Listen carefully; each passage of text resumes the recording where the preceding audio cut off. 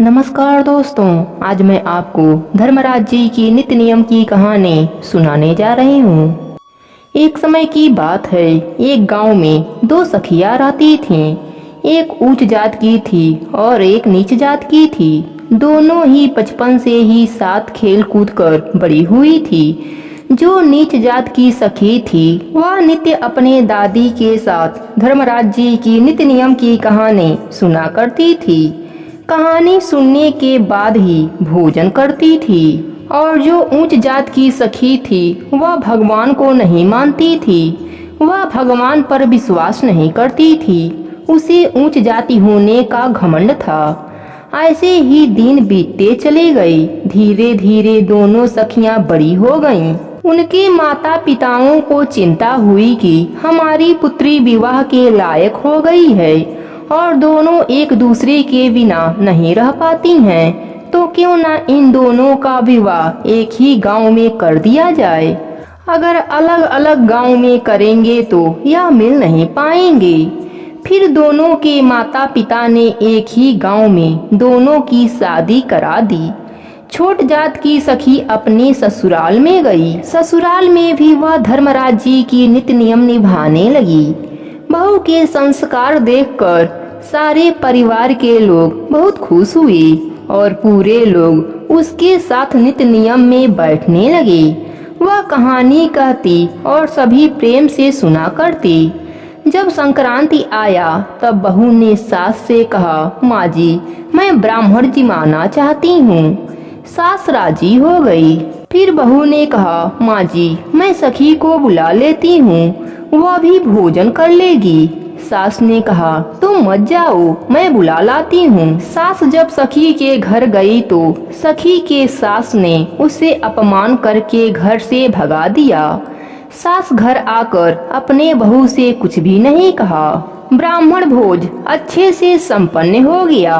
बाद में बहू ने पूछा तो सास बोली, तुम्हारी सखी काम में व्यस्त थी इसलिए नहीं आ पाई। बहू ने कहा, कोई बात नहीं, अगले संक्रांति को बुला लेंगे।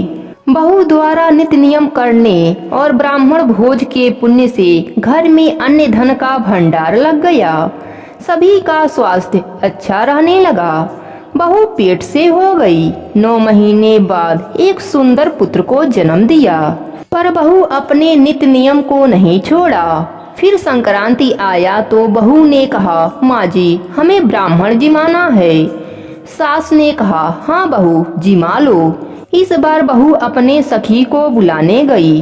बहू को उसकी सखी बेइज्जत करके घर से निकाल दिया। वह बेचारी अपने घर उदास होकर लौट आई। सास बहू ने घर में धूमधाम से ब्राह्मण भोज कराया, खूब दान दिया। एक बार गांव में बाढ़ आ गई। बाढ़ में उसकी सखी का घर डूब गया। उसकी सखी और उसके घर वाले सभी लोग गांव के बाहर आ गए।